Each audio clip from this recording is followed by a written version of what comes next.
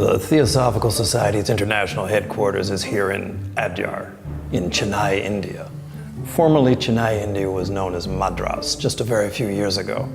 We've been here since 1882, when Colonel Olcott and H.P. Blavatsky found this place.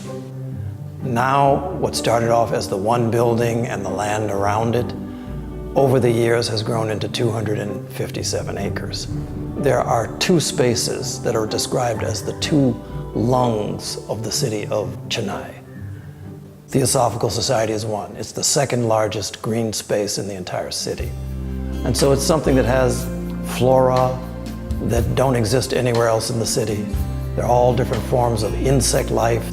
It's on the migratory pathway of many, many different birds that won't be seen elsewhere. Because we have waterfront. Part of the topography of this place is that we front the Adyar River right where it empties into the Bay of Bengal.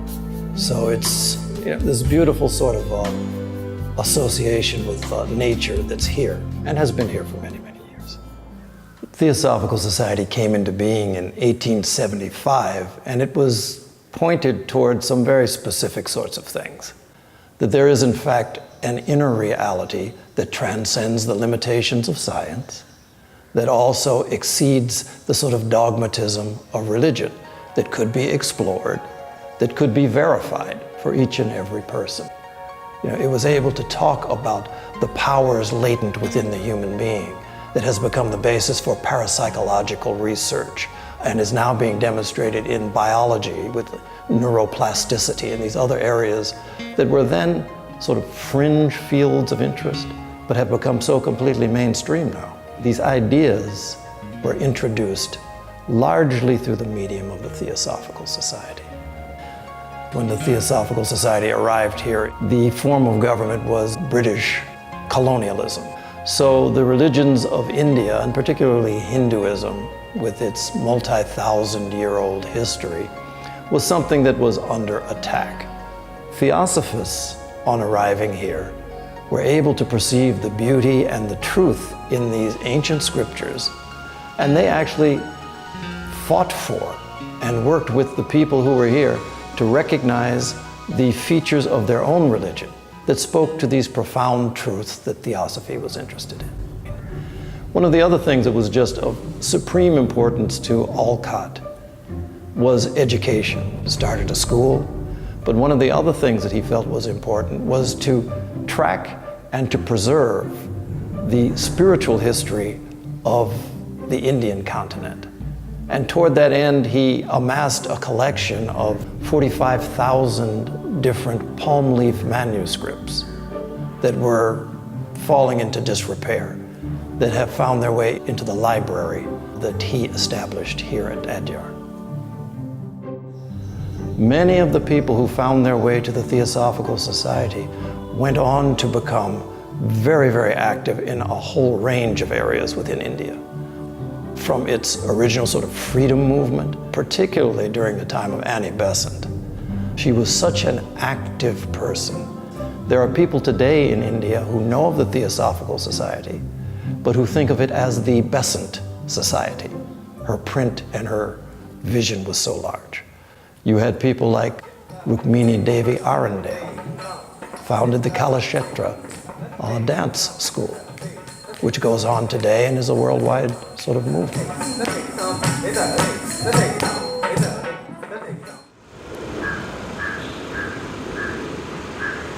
Here on our campus, we have a number of different things that are available for the public and for members. Of course, Vasanta Press. Vasanta is actually just an Indian way of saying the name Besant. She started the press, and it was the most modern press in all of India when she started it. So we publish books and print them here as well.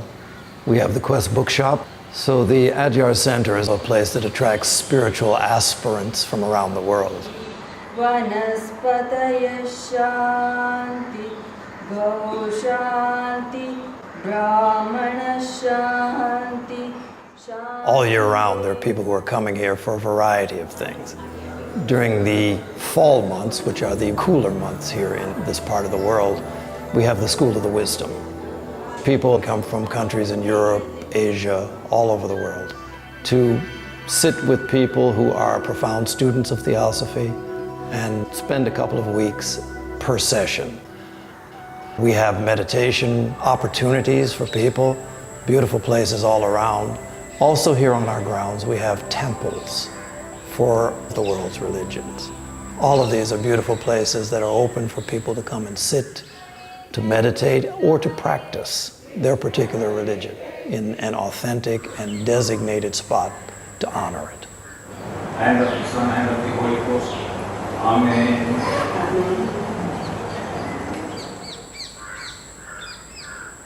One of the largest banyan trees, and one of the oldest banyan trees in all of India is right here on our campus. And you find people from all around the surrounding community coming just to stand beneath it, to sit beneath it, because of its overarching sort of presence.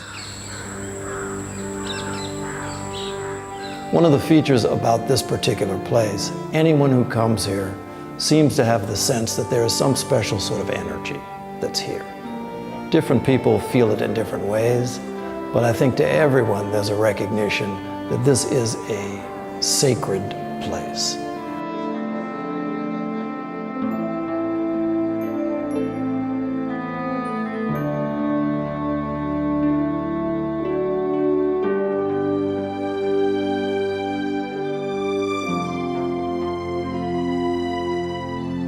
It's something we try to maintain in that way.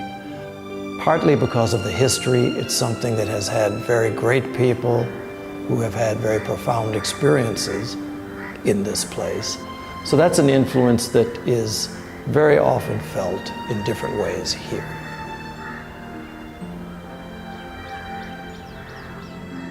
It's a beautiful place for someone to come and to connect. Someone who has the idea that there is something much more profound within them. This is the sort of place that all during the year, whether it's just to come for a walk, or whether it's to come for an extended period of stay, to come to volunteer and to experience the ambiance and the energy of the place, there are a variety of ways to connect with this. Is the feeling when you come in through the gates, whether it's the front gates or the side gates, it's somehow a feeling of great protection. There is a spiritual energy, for want of a better term, here. The magic of the place is the people that you meet here, the people you connect with, the discussion you have.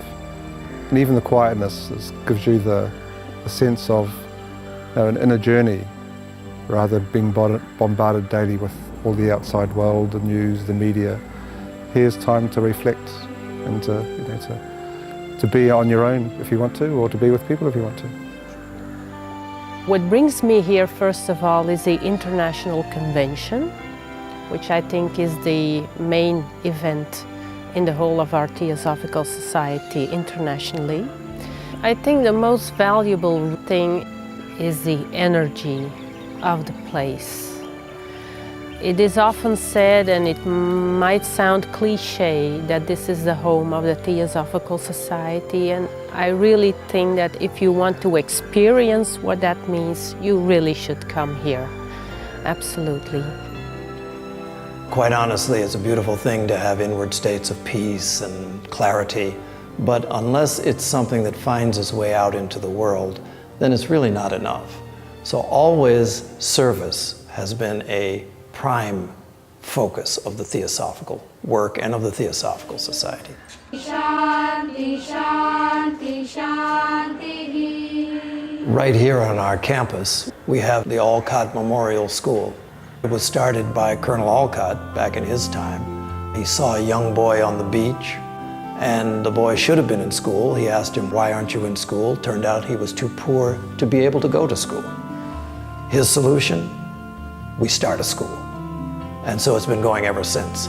So right now we have about 500 students.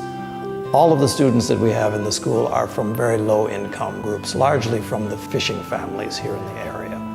So that's something that gives a very good quality education, and it's completely free.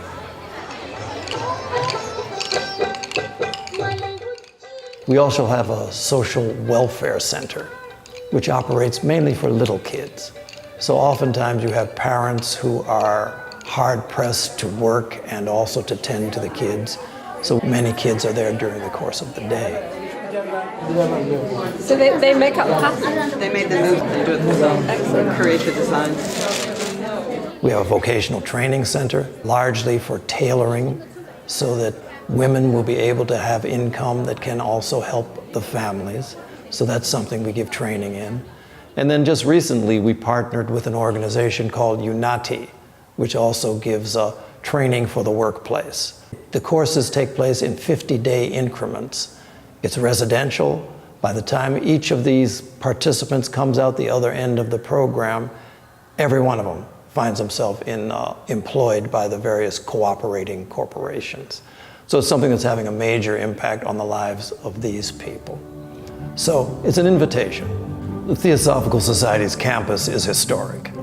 The headquarters building itself is 200 years old, and there are other buildings of 100-year vintage and more. So going forward, one of the things that we really do want is for this to be a center that is reflective of its international character. And so it's very important that people from around the world be represented here. So over the course of the last couple of years now, we have been working with the various elements, which are many, in terms of developing a plan for renovating, for bringing back these beautiful structures, and also developing new uses of some of these old structures. So the connection that we share with this headquarters, with this place of history, with this place that has its present moment, and with this place that really speaks to the future, is something that now, perhaps more than ever, we need to enhance. We need to remember, and we need to support. This is a place that has been called a flaming center. It has been called the Master's home.